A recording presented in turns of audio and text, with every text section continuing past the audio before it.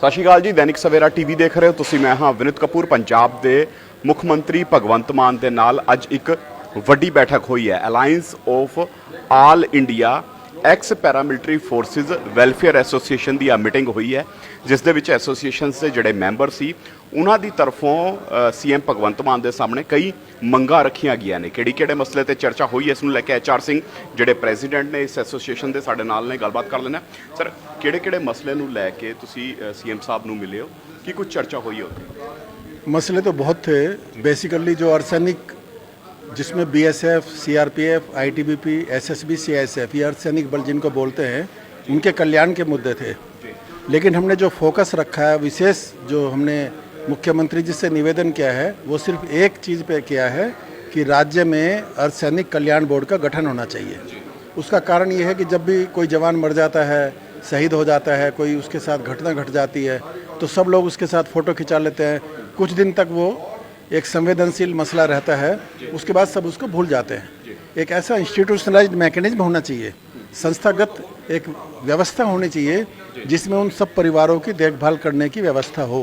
इसलिए अर्धसैनिक कल्याण बोर्ड का जब राज्य स्तर पर गठन हो जाएगा, जिला स्तर पर गठन हो जाएगा, तो एक बहुत बड़ी सहूलियत उनके परिवारों को मिल जाएगी। एक दूसरा मुद्दा था शहीद का दर्जा।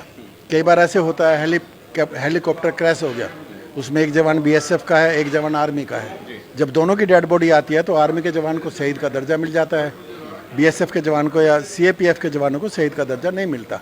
हमारी ये विशेष मांग है कि शहीद के ऊपर राष्ट्रीय शहीद नीति होनी चाहिए, एक नेशनल पॉलिसी होनी चाहिए, जिससे जो भी जवान किसी भी यूनिफॉर्म सर्विस का हो, जानबूझ के तो कोई जान नहीं देता, अगर वो देश के लिए अपना सर्वोच्च बलिदान देता है, देश के लिए न्यौछावर होता है, उसके लिए एक नीति के तहत, पॉलिसी के तहत कितना उसको मदद मिलेगा, कितना एक्स ग्रांट मिलेगा, क्या स्टेटस होगा, उसके परिवार की देखभाल की जिम्मेदारी किसकी होगी। तो ये बेसिकली दो खास मुद्दे थे, और उसमें मुख्यमंत्री जी ने भरोसा दिलाया कि वो इन पे बहुत ही सहानुभूतिपूर्वक और पॉजिटिवली एक्शन करेंगे, और जल्दी हम उम्मीद करते हैं कि पंजाब राज्य में अर्धसैनिक कल्याण बोर्ड का गठन होगा।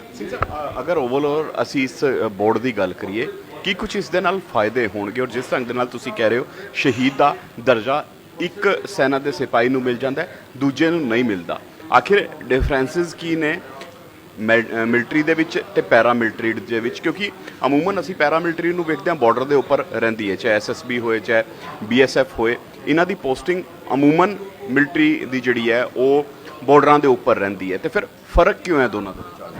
फ़र्क ये है कि राष्ट्रीय स्तर पर एक इच्छा शक्ति की कमी है। लोग समझते हैं कि जब काम चल रहा है तो चलने दो। अब पुलवामा अटैक में जब हमारे 40 जवान शहीद हो गए एक ही घटना में, ये 14 फरवरी 2019 में, उसके बाद थोड़ा जनता को पता चला कि भाई ये कितनी बड़ी शहादत देते हैं। छत्तीसगढ़ में उससे पहले 6 अक्टूबर 2010 को 76 जवान शहीद हो गए। तो शहादत इतनी ज़्यादा हो रही है कि अब ये मुद्दा एक राष्ट्रीय मुद्दा बन गया है। फ़र्क ये होता है कि समाज में जो जवान अपने प्राण देता है देश के लिए, उसकी एक पहचान होनी चाहिए, मोहल्ले में, गांव में, ज़िले में, देश में। कई बार हरियाणा में मैं देखा, जब भी कोई जवान शहीद होता है जगह जगह मोहल्लों में मूर्ति लगी हुई है, स्टैचू लगी हुई है। तो मेन चीज़ तो वो है। उसके अलावा उसके परिवार को बहुत सपोर्ट मिल जाता है। कुछ राज्य सरकारें उसको एक प्लॉट देती है, कुछ सरकार की जेकर गल करिए, पॉलिसी पंजाब सरकार ने शुरू की हुई है, जेकर कोई वैसे तो जवान शहीद नहीं होना चाहिए, लेकिन जेकर कोई शहीद होता है तो उसके परिवार को आर्थिक मदद के तौर पर 1 करोड़ रुपया सरकार दे रही है। ये बहुत अच्छी बात है। कई राज्य 1 करोड़ दे रहे हैं, पहले तो 25-25 लाख देते थे, अभी भी कई राज्य 50 लाख देते हैं। आजकल की महंगाई में 1 करोड़ में भी कुछ नहीं होता। पर चलो, हम शुक्रगुजार हैं पंजाब सरकार के कि जो भी जवान, चाहे BSF का हो, चाहे आर्मी का हो, इवन चाहे पुलिस का और होमगार्ड का हो, उस सब के लिए 1 लाख की एक्स ग्रेशिया ग्रांट दे रहे हैं। तो एक बहुत अच्छी शुरुआत है 1 करोड़ की, और ये 1 करोड़ की सभी राज्यों में एक जैसा होना चाहिए। इसलिए हम शहीद पॉलिसी की मांग कर रहे हैं। मीटिंग हुई है, CM साहब का की रुख सी थोड़ी मंगा नूं ले?